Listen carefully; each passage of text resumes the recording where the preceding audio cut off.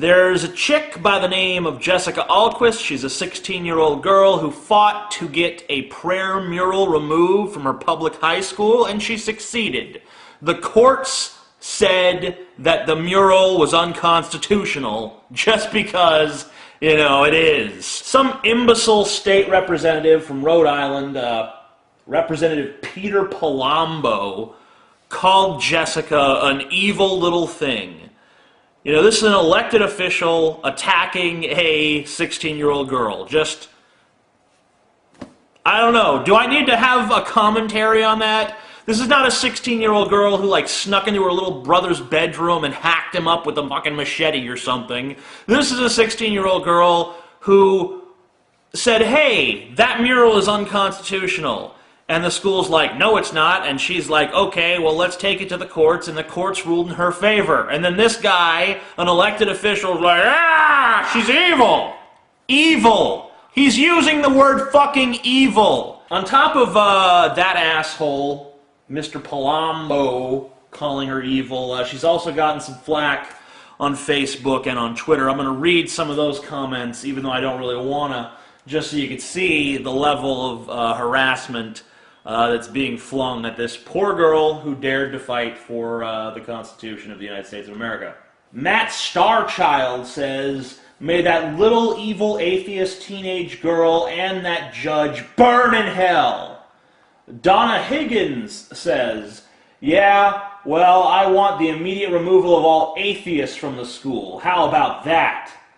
Amanda Adridge says, she just destroyed a piece of Cranston West's history. Hope you're happy, stupid bitch.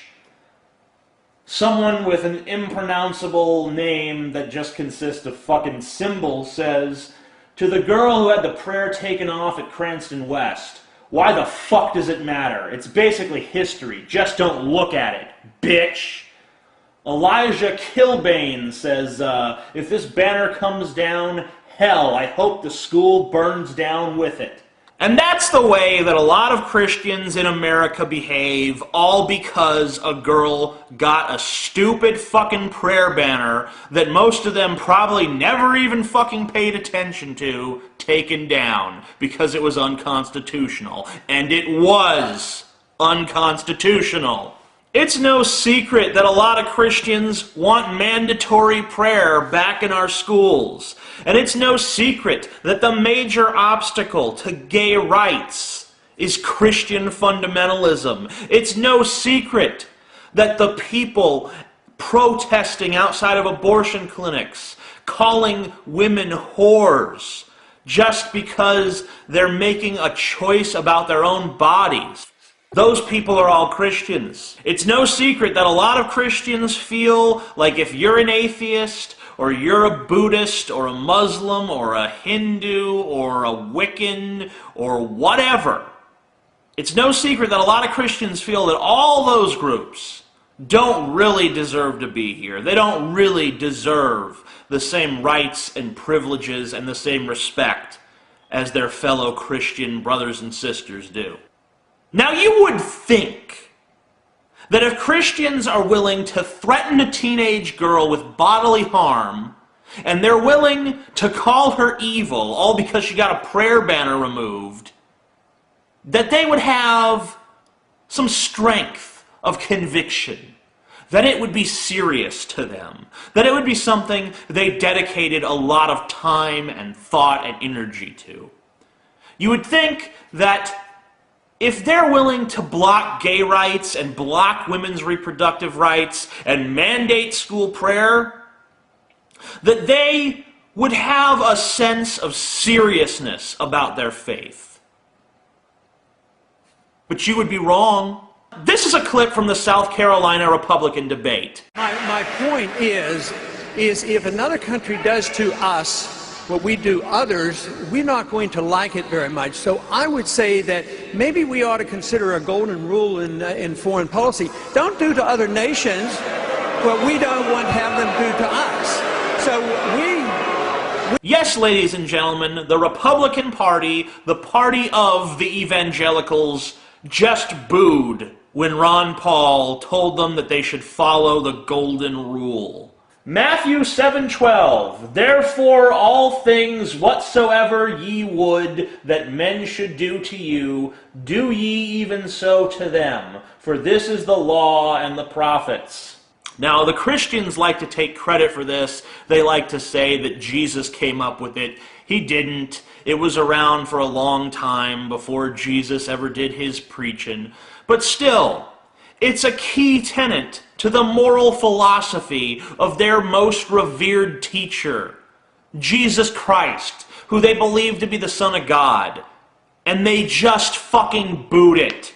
So either they don't give a fuck, or they're so ignorant of their own religion that they don't even know what its tenets are anymore. All they know is they're Christian and they believe in God and they're going to heaven, and damn how they act. It doesn't fucking matter. Threaten teenage girls? Cool. Try to influence public policy? Cool. Actually know what's in your fucking Bible and live by it? Before I go, I want to leave you with this. 43% of Americans believe that God was helping Tim Tebow. This is a CBS poll. They called people up. They asked them, do you think God is helping Tim Tebow? And 43% said, yeah. Another 14% said, maybe. That's over 50% who either thought that God definitely was helping Tebow or God might be helping Tebow. And remember, at least 10 to 15% of people don't believe in God. So that means that more than half of Christians either believed God was helping Tebow or thought God might be helping Tebow to throw a fucking football and win football games. Let's think of the theological implications of that. The most obvious one is that apparently we do have an interventionist God, but he doesn't intervene in famine or starvation or war or limbless children from fucking landmines. No, doesn't care about that. What he's really concerned about is who wins the big fucking game. And apparently, God isn't even that good at fixing football games because the Patriots fucking trounced Tebow in the playoffs. Did the 43% of people who actually believe this nonsense realize that they were basically saying that their God is a cheater? That he's willing to subvert free will in order to help a team, a football team, win a meaningless game? I mean, I like football, but am I to believe that the creator of the universe, who came up with protons and neutrons and quarks and electrons and all that fancy, complicated shit that none of us really understand, am I to believe that that God gives a fuck about a bunch of fucking burly-ass men running around on a field playing with a fucking ball? Am I to believe that? Is anyone to believe that? 43% of Americans do believe that. 43 fucking percent. Like, while their stupid fucking asses are sitting around thinking, wouldn't it be great if we outlawed abortion? Wouldn't it be great if we got rid of the gays? Wouldn't it be great if we got prayer back in schools? Wouldn't it be great if we got rid of the wall of separation between church and state? While they're thinking all that, it never occurs to them, hey, it's kind of silly to think that God would not intercede on the behalf of the starving and the struggling and the poor and the broken, but he would intercede on the behalf of a fucking football team. That never occurs to them. And it also never occurs to them, like, hey, maybe it's pretty fucking stupid to boo the golden rule since it was a core tenet in the philosophy of Jesus Christ, who I claim to worship. So while these people are thinking of ways to control you, they're completely blind to anything that their religion might actually expect from them. And they're worshiping a God so silly that he cheats and fixes football games because a particular quarterback believes in him harder than most other quarterbacks. And hey, I understand that there's plenty of Christians out there who would not have insulted Jessica Alquist and would not have booed Ron Paul for citing the golden rule and do not believe that their God is so fucking silly that he gives a shit about a football game because one quarterback prayed to him a little harder than all the others. And if you're one of those Christians, don't sweat it. This video is not about you.